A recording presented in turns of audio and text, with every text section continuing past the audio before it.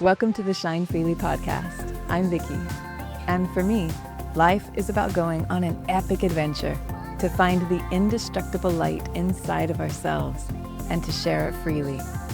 My wish for you is the same as my wish for me, that we may shine freely.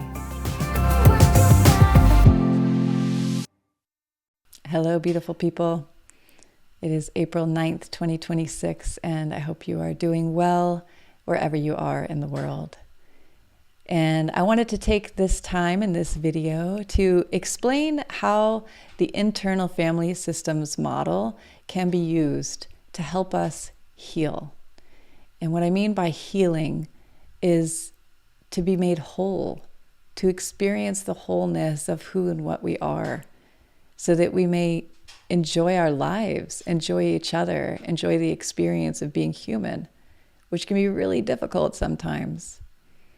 And what you'll notice as I go through these descriptions is that what I'm describing here, these principles that are at play within this internal family systems framework and method, are not in any way unique or exclusive to internal family systems. These are the same principles that we see across any different method or modality that allows us to release pain, release baggage, release stored impressions of fear, whatever else it might be, so that we can experience our wholeness and allow our radiance, our true essence to shine through. Because we all have that. It's not something that we have to be good enough to earn or smart enough to figure out. Our true essence is like the sun. It's shining all the time and it's always there.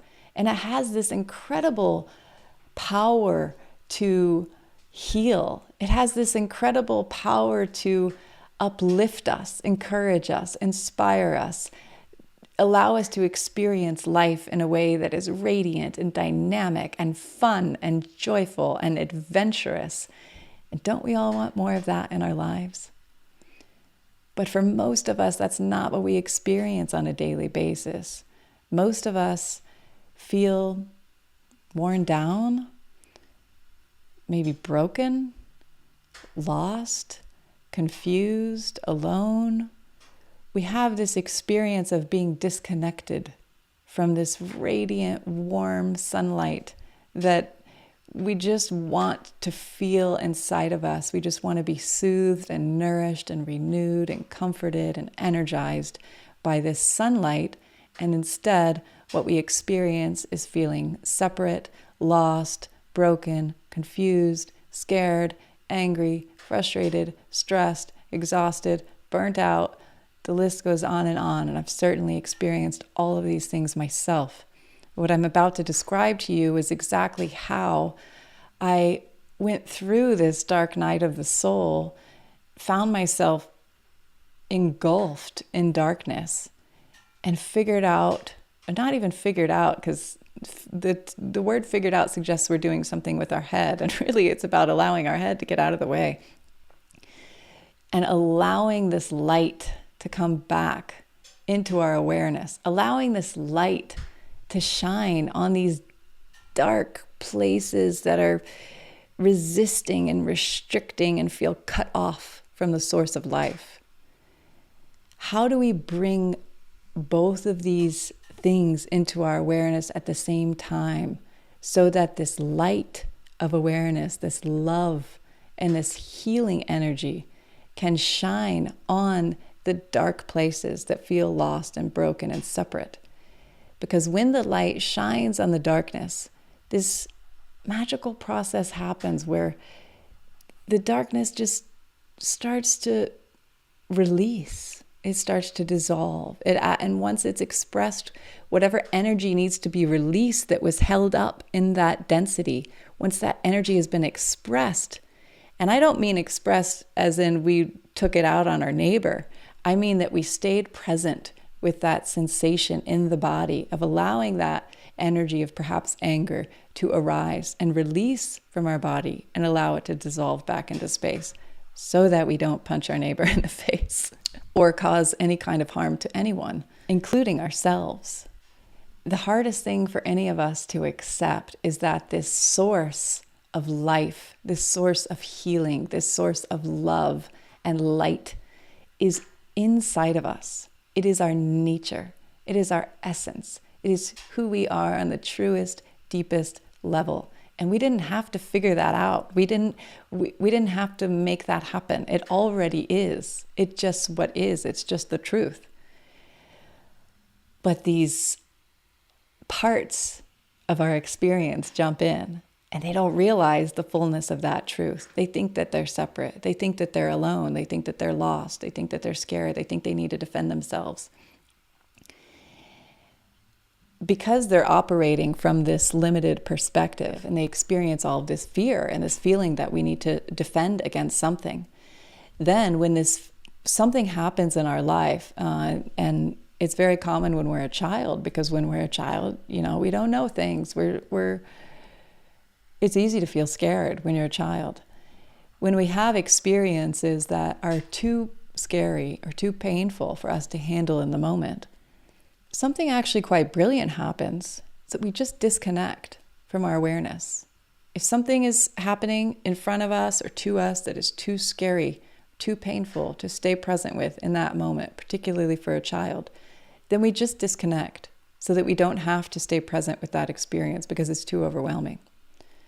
And that is by design, and that is brilliant because it can save our life from experiencing something that is too overwhelming to digest in that moment.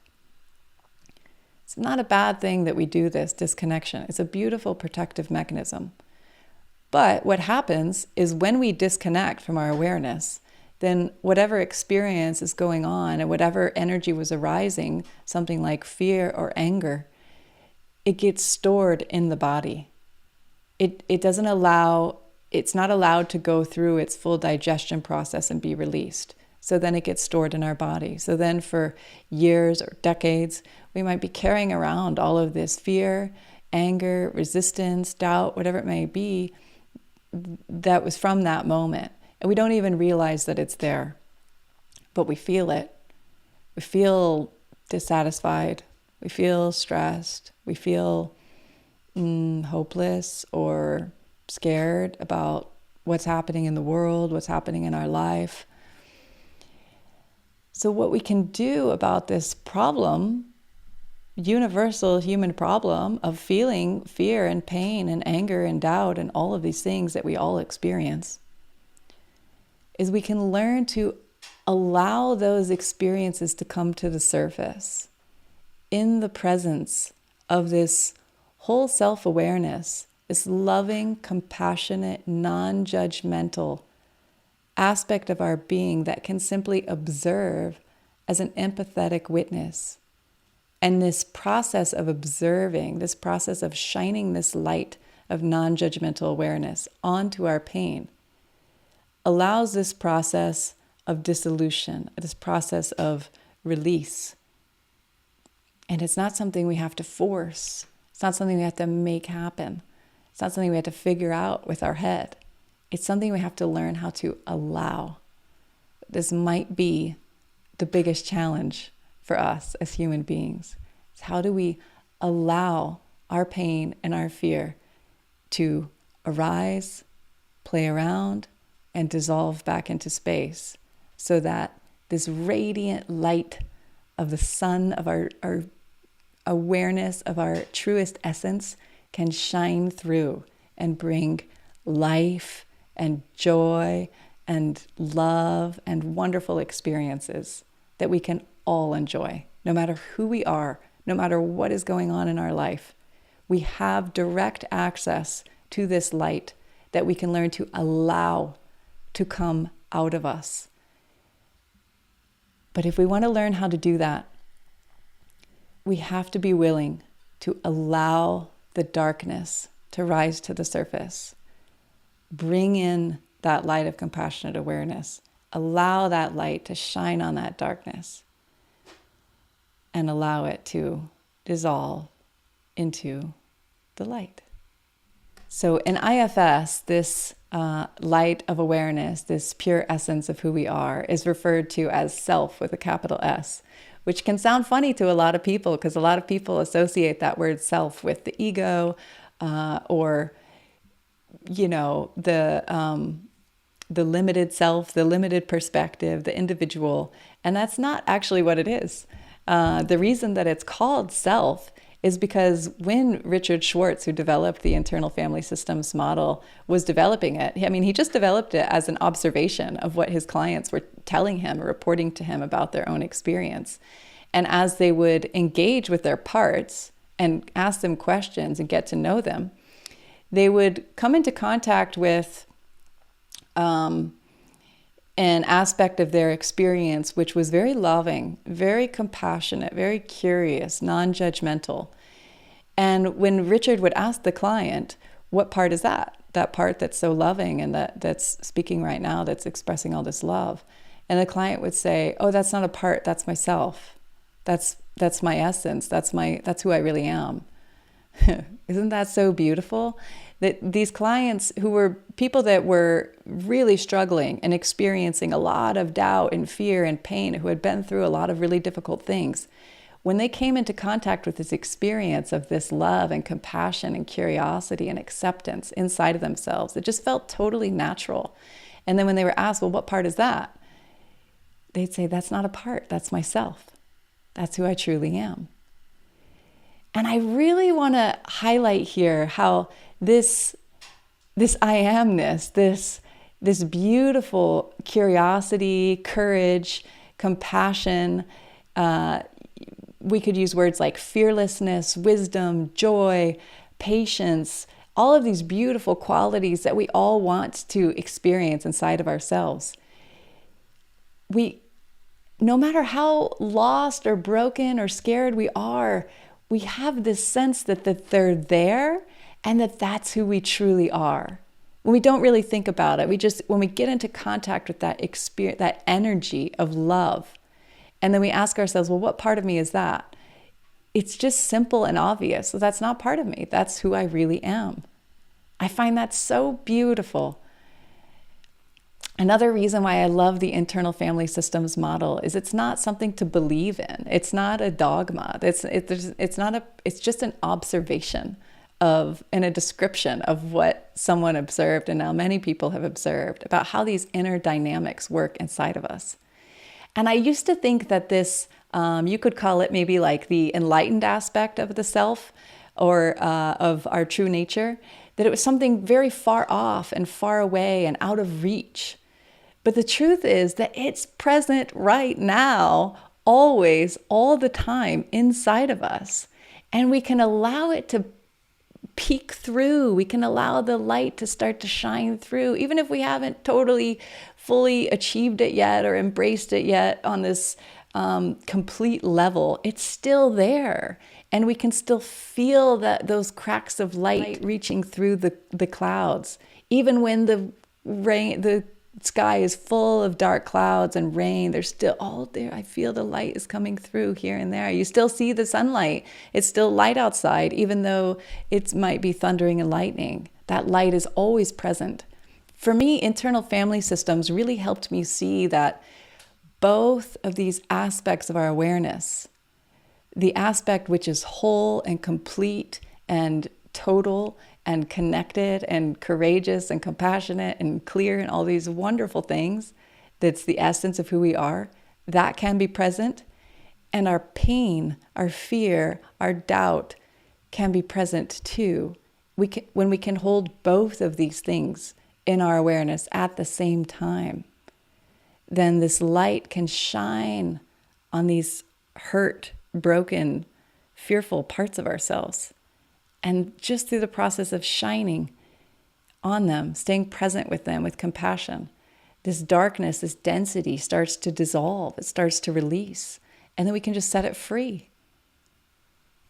We can experience forgiveness. We can experience purification. We can experience release. We can experience our own wholeness. And there's so many different ways you can do this. And internal family systems just happens to be one way that things started to click for me. And I started to feel like I could relate to my own experience from a place of compassion. And it really really allowed me to see something that I had been completely unaware of before, that the way I was relating to my own internal experience was based in aversion. I had an aversion to myself. I didn't realize that I was constantly in judgment of myself. And because I was judging myself, because I had an aversion to myself, I just tried to block it out. I just tried to block out the experience of these different parts, the experience of the ego. I thought, oh, well, that's not good. That's not helpful. That's not mature. That's not wise. So I'll just block it out. I mean, it sounds so funny, but I think a lot of us are doing this a lot of the time and we don't realize it. And the solution is not actually to block it out. The solution is just to allow it to be there and not let it sit in the driver's seat, you know? Allow that pain to show up and not react to it, not be afraid of it, not want to squash it, not want to kill the ego, not want to murder it, overcome it, overpower it. It's like, just allow it to be there. It's not actually a problem. When you can connect to this experience of non-judgmental awareness, you can allow these things to arise and do what they do and dissolve again. And it's not a problem. They're not threatening in any way. It's like a little dog. You know, these little dogs that bark a lot. I actually find them kind of annoying. But they're not really a problem. Like, you can just let it be there. You don't have to kick it. You don't have to throw it off your bus. Just let it be there. You're a strong person. You can let that little dog bark on your bus. It's no problem. You can stay present. You can share some love with that little dog. Probably help it. Okay, so how do we do this with ourselves? So we have our parts that feel afraid, lost, scared, frustrated, stressed, and we've got lots of different ones. They have different desires, they have different needs, they have different intentions, they have different functions, different roles that they're playing in our life.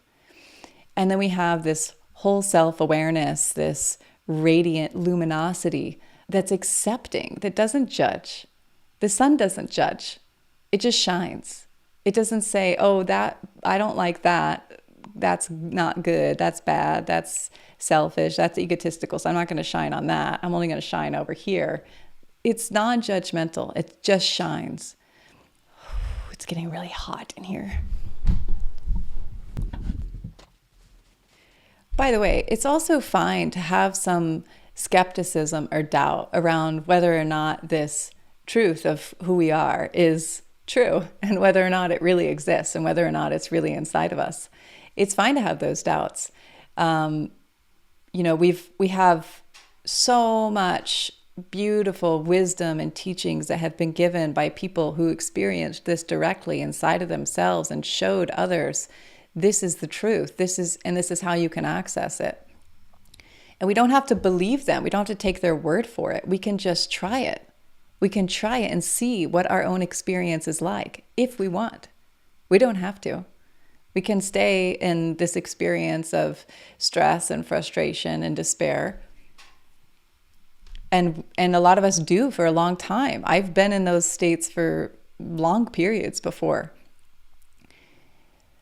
But at some point, if we decide that we want to explore, we want to find out what's actually there, what is actually going on inside of our own experience, then we can go in and find out for ourselves. So the first step in doing any kind of internal work is that we have to start by noticing our thoughts and our feelings. It sounds very simple. And it's the hardest part. This is why every time someone tells me that they've noticed they're feeling something, I'm already inclined to think, that's a big step. They noticed what they were feeling. Because most of us go through most of our day not noticing what we're feeling, not noticing what we're experiencing. We're just busy, distracted, doing the thing that's in front of our nose. We got to get this done. We got to get that done. We got to do that thing. And then when we're done doing the things we have to do, we don't feel good. So we're just going to distract ourselves by scrolling so that we don't have to notice what we feel or what we think inside. We'd rather notice all this other nonsense that's going on so that we can focus on how we feel about everything that's going on outside of ourselves instead of noticing that experience of feeling, noticing the thoughts, noticing, I'm getting really angry. I'm feeling really angry about whatever this thing is that I'm looking at. If you have the courage to notice your own experience, to notice your thoughts and notice your feelings, then you have taken a huge step in allowing yourself to heal and release and set yourself free from those thoughts and feelings. I think we all really underestimate the importance and the value of simply noticing our own thoughts and our own feelings. And if it's something you've never done before, a really easy way to start is just take 3 minutes of your day, every day if you want, a few times a week if you want, and just write down, I'm thinking this, I'm feeling this. And just start to notice what you're thinking and what you're feeling. And just write it down. You don't have to judge it. You don't have to analyze it. You don't have to solve it. Just notice it. That's the first step. And it's a much bigger step than we realize. Once we have noticed a thought or noticed a feeling, the next step we need to take is to notice, how is that showing up in our body physically? Where do we feel that thought or that feeling in our body? What does it feel like? Does it feel hot, cold? Does it feel tight? Does it feel racing? Does it feel constricted? Does it feel heavy? Does it feel pressured? What does it feel like? And where do we feel it in the body? It's hard to overstate the importance of this step of connecting to the physical sensation in the body and staying present with it. Because for most of us, it is very difficult to stay present with physical discomfort in the body. It is a completely natural response that we want to push it away. We want to block it out. We want to ignore it. It doesn't feel good. I don't want to stay present with that experience. And this aversion to pain is so like all pervasive. It's so deeply embedded in us as human beings that we don't even notice we're doing it. I mean, I did this for so long. I had no idea I was doing it. I was just avoiding everything that was painful or unpleasant. Just, no, I'm not going to look at that. Why would I want to look at that? I'm not going to look at that. I'm not going to feel that. I'm not going to pay any attention to that. If we can learn how to allow this physical discomfort, the emotional discomfort, our emotions are never separate from our physical body. There's always a physical experience that's happening when we feel an emotion. That's why they're called feelings, because we feel them in our body. So where do you feel the anger? Where do you feel the sadness? And really notice the quality of that sensation in your body as a way of holding your attention on it, maintaining your presence, staying present with this experience in your body. Eventually, when we learn how to really stay present without judgment, without resistance, and just allow, this process of shining the light of our compassionate, non-judgmental awareness onto our pain, just holding the light on it, staying present with it, naturally the density starts dissolving and it just starts releasing and it moves out of our body, and then we're free of it. And we didn't have to force it out. We didn't have to throw it out. We didn't have to analyze it and convince it that it needed to go out. We just needed to hold non-judgmental awareness onto our own pain and our own suffering to allow ourselves to release it. Once we have tasted that experience of allowing pain to arise, play around, and dissolve back into space, then it becomes something that's almost like muscle memory. We know what it feels like in our body to allow that process to move through us. And once we develop that level of familiarity with it, it's something that we can do in the matter of a few seconds. We can do it in the matter of a single breath. I'm feeling anger. I'm going to allow it to move through me, not resist it, not judge it. Stay present with it with compassion and allow it to release. I want to point this out because a lot of people get worried when they start to do any kind of internal healing work that it's going to be really hard and it's going to take a really long time. And people wonder, oh, do I have to go through this long process of finding every little pain that I ever experienced and healing it? And my personal opinion is that no, you don't. You just need to go through it enough times to where it's almost like the mechanics of the process become so familiar to you that you can allow them to happen without resisting them. And when you can tap into that allowance, it happens in the matter of a few seconds. So if you're going about your day and you suddenly notice that you're stressed or you're angry about something, you can bring your non-judgmental, compassionate awareness to that experience, and you can allow it to do whatever it needs to do and release. But for most of us, we can't do that. We don't know how. I don't mean we don't know how intellectually, even though that too, but that's not what the problem is.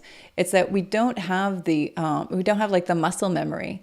Our muscle memory is resistance. We want to resist and avoid and distract to the extent that we don't even realize that there's something there that we're avoiding.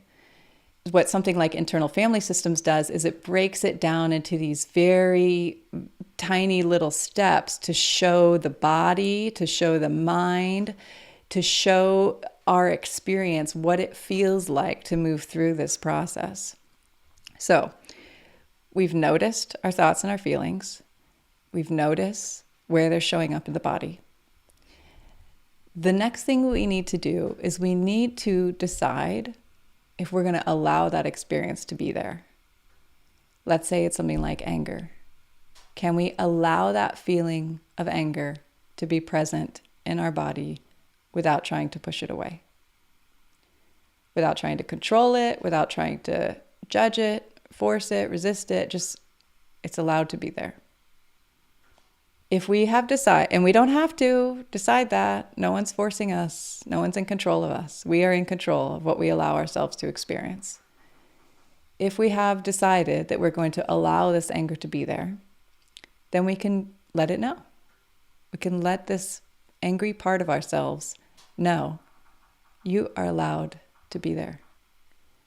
I feel you, part of me that's angry. I feel you there in my chest or wherever it is that I feel you. I feel that you're angry and you're allowed to be there. I give you permission to be there. I'm not going to throw you off my bus.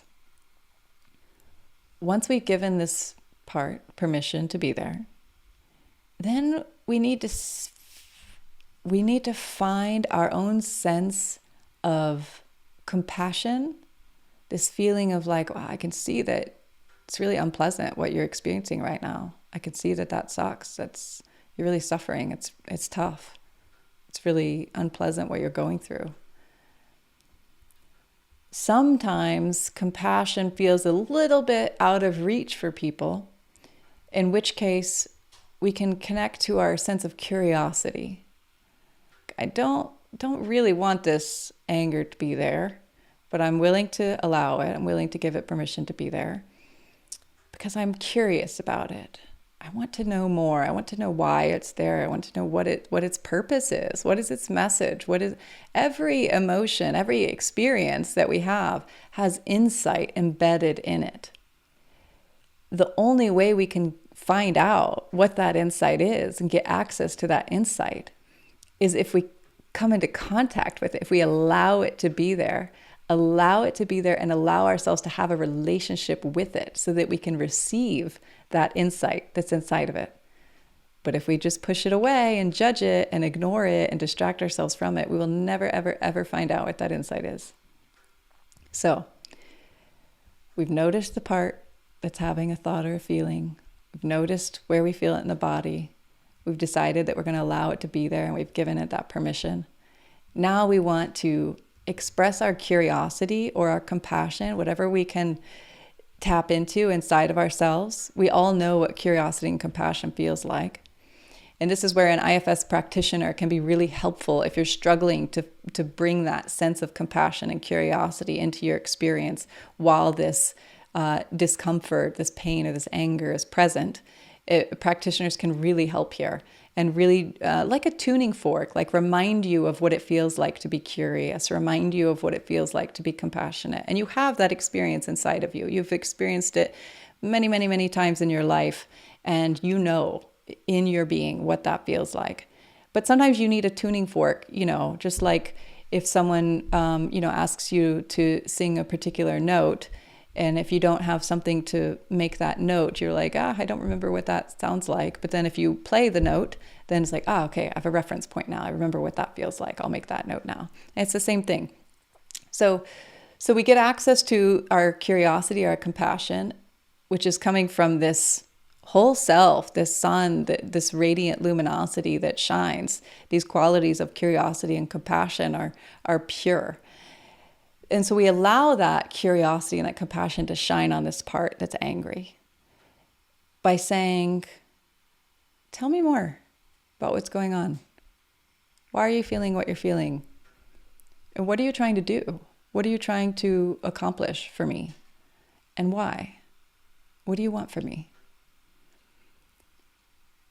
Every time you go through this process, if you are able to genuinely express curiosity toward the part of you that's feeling something like anger and ask it these questions, you will start to find out that this part of you that's feeling angry, that has been maybe bothersome for you, is actually really trying to help you. It really wants to see your needs met. It really wants to see you feel some relief, to feel some peace, feel some joy. It wants these very good things for you. And when you find that out, then you can say to it, genuinely, thank you. Thank you for wanting that for me. Even if maybe you're frustrated about the way this part's going about it, you can still recognize that it has a pure intention for you. It has a motivation to serve you, to benefit you in some way. So you can say thank you. And very often, or always, when we can express this genuine gratitude to a part of ourselves that's in this state of feeling separate, feeling angry, feeling all these unpleasant things that it's feeling, and we say thank you to it, this part will experience something that it hasn't experienced before, probably. It hasn't really experienced feeling appreciated because we've probably spent most of our life blocking it out, pushing it away, sweeping it under the rug, judging it, telling it like, you're bad, we're not supposed to feel angry, don't feel that, you're bad, don't give me anger, or whatever messages it might have been receiving subconsciously, let's say. So when we can express genuine gratitude to this part, the dynamic with this part starts to shift. The resistance starts to lessen. This part starts to feel more willing to open up, more willing to share, more willing to cooperate, more willing to find solutions. Once we've developed trust with this part, which happens the same way that trust is built between human beings, by spending time together with some openness and some curiosity and some compassion. So this trust starts to develop. Once this trust is in place, then we can ask that part of us that's angry, that's been trying to protect us, that's been trying to make us feel better. We can ask it, what are you trying to protect me from? What is it that you're worried that's going to happen if you don't do this thing and jump in with this anger? And we might find that there's some painful experience from our past that got swept under the rug or locked in the basement. These moments when we disconnected from our present moment awareness because whatever was being experienced was too painful or too scary. And so we shut it out. By definition, we are not aware of the things that we shut out. So we have to go find them in this way and set them free.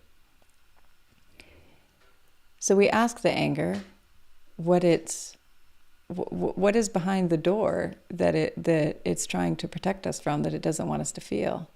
And if the anger trusts us, it will give us permission to go deeper and to find out what's in these deeper layers. If it doesn't trust us, it won't give us that permission. And that's just an indication that we need to continue building this relationship, because we have to create an internal environment of safety in order to be able to access these deep levels of pain that we've stored away from our own awareness, our own conscious awareness. And so this is about creating this internal environment of safety, which really just means non-judgment, this internal environment of not judging ourselves, which is really hard for a lot of us. A lot of us are living in self-judgment all the time. We don't even realize it. So once this angry part, for example, it could be any other type of unpleasant experience, but once we've gained the trust of this angry part, we've noticed it, we've noticed where the sensation is in our body, we've given it permission to be there, we've found out what its function is and what its intention is, we've thanked it for that and started to build this relationship, this trusting, open relationship with it. And now we're asking it if it can give us access to the next layer of our subconscious where this pain is stored. Would it be willing to let us see that? And if we have created this environment of safety and gained its trust, it will allow us to see a deeper layer that we've never seen before. At least we don't remember seeing before. And now we come into contact with the next layer that we have the opportunity to heal. And this layer can be very sensitive, can be very scared. It might be a layer or a part, however you want to think about it, it doesn't matter. This aspect of our experience which has been shut out from our conscious awareness for decades, possibly. And it might have the sense that it's been all alone in this dark space for a very, very long time. And it didn't think that it was ever going to get out. So when we approach these deeper layers of ourselves, these deeper parts of ourselves that carry all this pain, we have to do it with this gentleness and this compassion and this peace, the way if you had like a stray dog who had been abused and was in a lot of fear and a lot of pain and didn't trust humans, how do you help this dog to feel safe? Do you go over and rub its face and get all up in its business? No. You just spend some time with it. Let it see you. Let it sniff you out. Let it feel the compassion coming from you toward it. Be patient. Give it time, whatever time it needs, to see that you're safe and you're there to help. You're there to support and you're not a threat. So in this way, we're inviting these parts of ourselves that carry all this pain and fear, that are often very young and very vulnerable. We're inviting them into our awareness, inviting them into this place where the sun is shining, bringing the dark to the light. Gentle, no force. Then once these parts that carry this darkness, which is just unprocessed pain, that's all it is, something that got stored when we didn't have the strength in the moment to digest it. So we pushed it down and it got stored. And now we're bringing it up into the light of our awareness. Now we have the opportunity to be an empathetic witness to whatever pain this part is carrying. We can allow it to show us what it went through, to show us how hard that was. And for the first time, this part will feel seen. For the first time, this part will feel loved and cared for and not alone. And it can be a very beautiful, very healing process to have another person be an empathetic witness to our own pain. And sometimes we need that because it's a little too challenging to find that strength inside ourselves. But what we really can benefit from understanding is that we can be our own empathetic witness to our own pain, and we can heal ourselves. We don't have to rely on some outside source of support, even though we may use outside sources of support and feel very grateful for them, and they can be very helpful and very wonderful. We can also discover that we have all of those resources inside of ourselves, and we can allow the non-judgmental, compassionate light of our own awareness to shine on our own pain and allow it to heal. So this empathetic witnessing happens, and we may even discover in the process that this pain that this part of us has been carrying goes back many generations. We know from science that trauma gets stored in the DNA and it gets passed down without conscious awareness of it. So there may be some intense fear or belief about not being worthy or whatever else it may be, that not only have we struggled with our whole life, but maybe it goes back 17 generations. And this has been something that has been our whole family line has had to carry. And we can, through this process, release that whole burden, stretching back across generations. Once this part has had the opportunity to share the difficulty that it's been through and be witnessed in that pain and that fear, then you can ask that part if it feels like it's stuck in that place, that time where it had that experience. And in my experience, they always say yes. Yeah, I'm stuck and I don't want to be here anymore. And then you can ask it if it wants to leave. And very often the part will say, well, yeah, but I don't know how. And this is the part where you get to be its hero. You get to help it leave. But before it leaves, you get to give that part a chance to do the thing that it wishes it would have done. You know, if there was like something that it wishes it would have said to someone, for example, to speak up for itself, or to say like, no, you're not allowed to treat me that way. You're not allowed to do that to me. Or you need to understand. You need to look at what you're doing right now.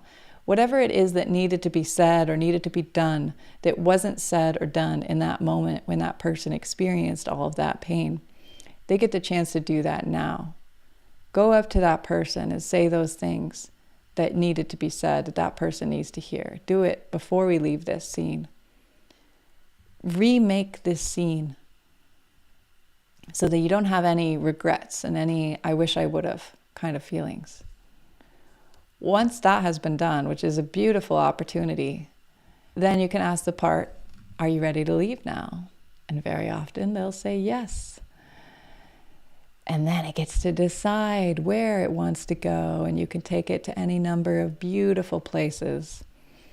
Once it gets to this new, beautiful, free place that has decided it wants to go to, then you can help this part to release all of that pain, all of that emotion that got stored in the body, all of those beliefs about not being good enough, not being worthy, or whatever kind of beliefs we may have, can take them out of our body and release them to the elements, to the water, to the earth, to the wind, to the fire. Allow them to be dissolved by light itself. Can remove these heavy, dense burdens from our body, from our psyche, and allow them to be recycled back into the earth, to decompose, to move through the process of becoming life again. Once we've allowed this, the part of ourselves that was carrying all the pain and the burden, once that's been released, removed from the body, and there's now this open space in the body, this spaciousness that we didn't feel before, then we can fill that space with the qualities that we want to have now or in the future, whether those be qualities of courage or peace or joy, playfulness, whatever it is that we want to experience, we can bring that all in as light and allow that light to fill that spaciousness in our body where we had carried all of that pain before. And then we get to see what is this experience, how is this part experiencing life now, that it's free from this burden, that it's full of light. And every time people report these beautiful experiences of just, wow, it's really doing well now. It really seems free. It seems lighter. It seems happier. It seems playful. It wants to play now. It wants to have an adventure. Really bringing back this childlike experience that as adults we lose sight of so quickly, and we're so missing it in our lives. We just want to experience what it's like to be a child again. And we get to watch this part of ourselves now have that experience, that lightness. And we get to really love it, really see how, wow, once it's free of that pain, once it's free of those beliefs and those burdens it was carrying all the time, it's so beautiful. It's so delightful to be around. And I'm so glad that it's part of me. I welcome this part so much with love and open arms, and it can just rest in my heart. It never has to be alone again. It never has to feel separate again. It can fully be absorbed back into the wholeness of my being. And then we can go to the part that was protecting it, the anger, for example, and ask it, did you see all that happen? Did you see this part release all of its pain? And what did you think of that? And very often these protector parts are like, wow, I didn't know that was possible. And then you can have an opportunity to ask a protector part like that, well, what do you think? Do you still want to do that job that you had been doing, working so hard to protect me from the pain that little one was carrying? You don't have to work so hard anymore if you don't want to.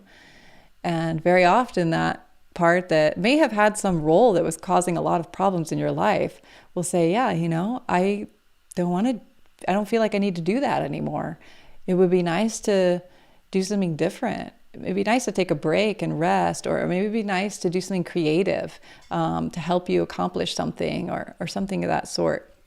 And we can allow these parts to take on new roles that are more helpful, more life-giving, more beneficial to our whole system.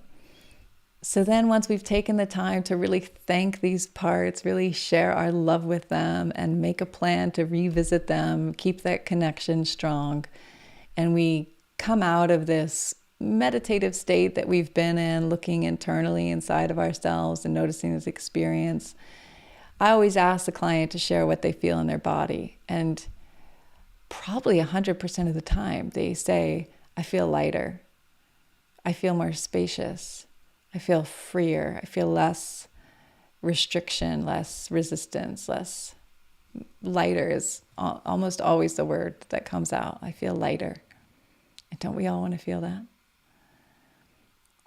And this whole process that I just described, while it may have sounded quite long, and it can be long, it can be something that we have to move through gradually because the resistance is so strong and the judgment is so strong. But we don't force the resistance to go away. We don't force the judgment to go away. We just allow the curiosity and compassion to shine onto the resistance, onto the judgment, onto the anger, onto the stress. And through that process, the light just dissolves that density that is stored in our body. And once we experience this, once we go through this experience ourselves and know what it feels like in the body, and we're like, wow, I do feel more spacious. I do feel lighter. I didn't know that I could do that for myself. Then it just starts getting easier and easier and faster and faster. And then in our daily life, we start to develop this confidence that no matter what arises, no matter how stressful, no matter how fearful, no matter how angry we feel, that we know exactly what to do with that feeling. We know exactly how to allow that feeling to arise, how to observe it without judgment, with compassion, and allow that energy to move through our body and be released so that we can then feel this lightness, feel this freedom, and feel access to all of these inherent qualities that are there waiting for us. This is basically the process that we go through with internal family systems. And if you haven't experienced it before, you might be wondering how on earth talking to yourself in that way could lead to this experience of this spaciousness and all of these wonderful qualities emerging from inside of you. And there's no amount of intellectual study or thinking that's going to give you that experience. The only way you'll know what this tastes like is if you try it yourself. And you get to decide when you want to do that, when you're ready for that, when you feel like that's a priority, when you feel like that's worth paying attention to, worth spending time on. No one can force you to do it, and no one can do it for you. You can't go to a surgeon and ask them to remove your emotional pain for you. You have to bring in the light of your own awareness and hold it. And you can ask someone to support you through that process. And it is definitely helpful to have support in this process. But you're the one that has to do it. You're the one that has the ability to do it. You're the one that has the opportunity to do it. And whenever you decide that you're ready, it's there for you. If you'd like to learn more about how I work with people using these methods, you can visit my website at shinefreely.com. And whoever you are, wherever you are, however you see and experience the world, my wish for you is that you find the light inside of yourself. Allow yourself to receive it. Allow yourself to share it. Allow yourself to be it. And do it in your own way. You don't have to do it the way anyone else does it. Whatever way allows you to open your heart, allows you to access the feeling of love inside of yourself.